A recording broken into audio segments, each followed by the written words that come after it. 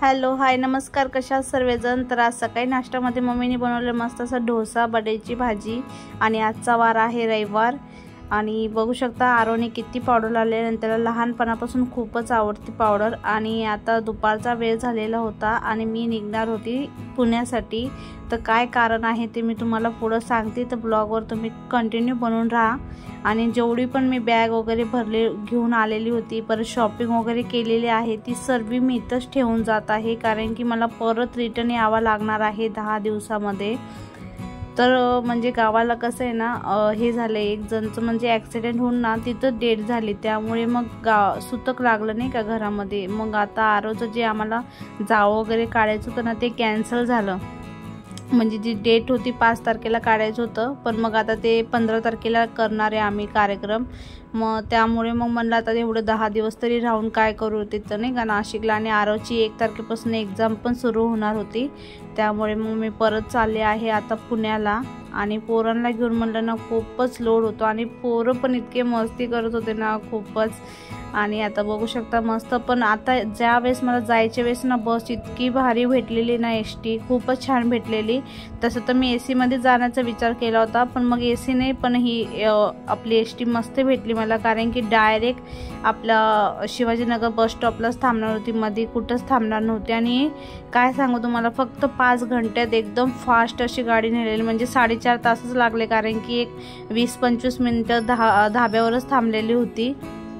आणि आता निघत आहे बघा, जुना ठक्कर बाजार जो आहे ना तिथूनच आम्हाला बस म्हणजे बस पकडत असते मी। आणि आता इथून निघत आहे आम्ही आता। तर आता आम्ही निघालो आहे पुण्याला जाण्यासाठी। तर माझी इच्छा पण होत नव्हती जाण्याची, पण मग आता काय करणार, आरोची परीक्षा पण चालू होती। तसं तर तो ज्युनियर KGला आहे, इतका हार्ड वगैरे नव्हतं, पण म्हणलं जाऊ दे आता काय, म्हणून निघाली बघा। आणि दुपारच्या टायमाला इतकं ऊन होतं भयानक, आणि ज्या ठिकाणी मी बसलेली ना तिथे इतकं ऊन येत होतं ना, मग त्यामुळे मी एका साईडला बसली। आणि हे बघा आपलं नाशिक रोडला आपण ज्यावेळेस जातो तो हा सर्कल आहे बघा नाशिक रोडचा। आणि आता इथून नाशिक रोडचा स्टॉप येईल आपला, रेल्वे स्टेशन पण इथंच आहे। मग इथं फक्त 2-3 मिनटं थांबलेली बघा गाडी।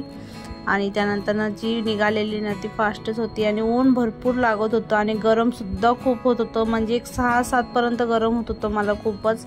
आणि त्यानंतर ना मग काय नाही, मग कसं आपलं अंधार झालेला ना, मग ऊन वगैरे सर्व गेलं होतं। आणि हे आहे बघा नाशिक रोडचा भाजी मार्केट, खूप मोठा असा।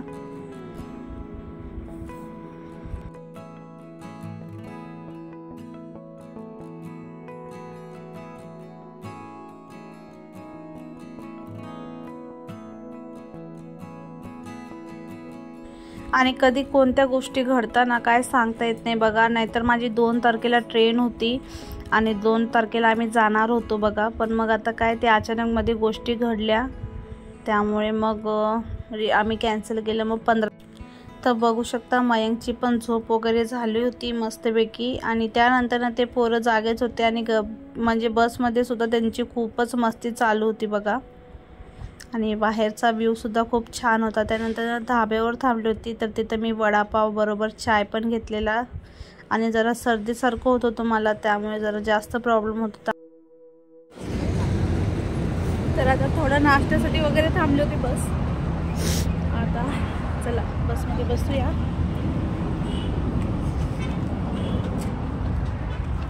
तर घरनं सुद्धा मी जेवण वगैरे करून निघाली होती, आणि बस 6 वाजता थांबली होती नाश्ता वगैरे करण्यासाठी। आणि मी दोघांना घेऊन मी एकटीच प्रवास करत असते बघा पहिल्यापासून, आणि आता काय वाटत नाही। पहिल्यांदा लय लोड झालं तेव्हा मयंक लहानच होता, पण आता काय वाटत नाही। आणि एकदा जर आपण डेअरिंग केली ना तर नंतर आपल्याला काय भीती वाटत नाही बघा। तर इथं दोघांची मस्ती चालली होती फुल। आणि आता रात्र पण झालेली, आता थोड्या वेळातच बघा आपलं स्टॉप येणारच होतं। आणि इतकी फास्ट गाडी घेऊन आले ना, खूपच म्हणजे असा प्रवास झाला ना तर बरं वाटतं बघा।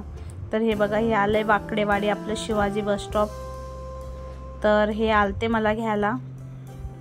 तर मयंक तर एका दिवसातच म्हणजे इतके उद्योग करून घेतलं होतं त्याने, नाशिकला तोंड फोडून घेतलं होतं, परत हात त्याचं हे झालं होतं, मुरगळला होता, म्हणजे इतक्या गोष्टी। त्याचे पप्पा गेल्या त्याच्याकडे निरीक्षण चालू झालं होतं त्यांचं। आणि एक गंमत कशी झाली बघा, तो तिथं नाशिकला होता, तो पण त्याचा हात म्हणजे तो उचलतच नव्हता आणि इथं आला का नाही लगेच त्याचा हात वगैरे सर्व बरं झालेलं असं. आणि ते पप्पा बघा बसमध्ये आले, पहिला त्याला बघितलं, कसं काय लागलं मला विचारलं. मी म्हटलं आता काय मयंक आपलं एवढं मस्तीच करतो आणि 1 मिनिट गो बसत नव्हता तो पण माहिती का. हाय थोडंसं आहे पाणी. तर ही जी गाडी मध्ये बसली होती 5 घंट्यात बरोबर घेऊन आली बघा. दुपारी 3ला बसली होती ते आता 8 वाजता करेक्ट आणून सोडलेली आहे. तर आता स्कूटीवर बसून आम्ही चाललो आहे आणि जास्त काय बॅग वगैरे नव्हतीच. मी फक्त माझे एक जोड कपडे घेतलेले आणि पोरांचे 1-2, कारण की बाकीचे सर्व कपडे मी तिथेच सोडून आलेली होती. तर मी आज काय स्वयंपाक वगैरे पण बनवायची माझी इच्छा होत नव्हती, त्यामुळे मग बाहेरनंच आम्ही आज मागवून घेतलं होतं. आणि प्रवास वगैरे केला का नाही खूप दमल्यावाने होतं आणि आपली इच्छा पण होत नसते बघा काय करायची वगैरे. त्यामुळे तर घरी जाऊन स्वयंपाक बनवायचा खूप कंटाळा आलाय, त्यामुळे म्हणलं पार्सल घेऊन टाकू आज. आणि घरापासून जवळच आहे आणि आता हॉटेलमध्ये खाण्याची कॅपॅसिटी नाही राहिलेली आहे. घरी जाऊन पहिला फ्रेश व्हायचं आहे, त्यानंतर ना खायचं, त्यामुळे पार्सल घेऊन जाणार आहे.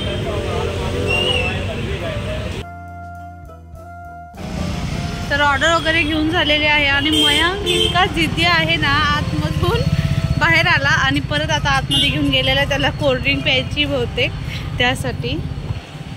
तर चला खूप वेळ झाला, आता टाइम झालेला आहे 9, पावणे 9 होत आले. ऑर्डरलाच अर्धा तास गेला इथं. तर मयंकला घ्यायची होती आईस्क्रीम, त्यामुळे तो गेला होता परत. हे बघा येतोय आता आलोय घरी.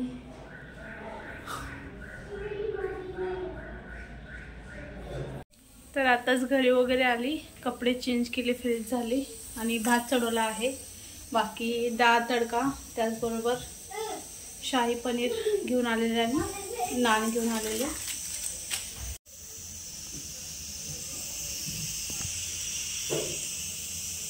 तर आता जेवण वगैरे करून घेतो आणि चला आजचा व्हिडिओ कसा वाटला नक्की सांगा. व्हिडिओ आवडला असेल तर लाईक, कमेंट, शेअर करायला विसरू नका. तर भेटूया उद्या एका नवीन व्हिडिओमध्ये. Bye, take care.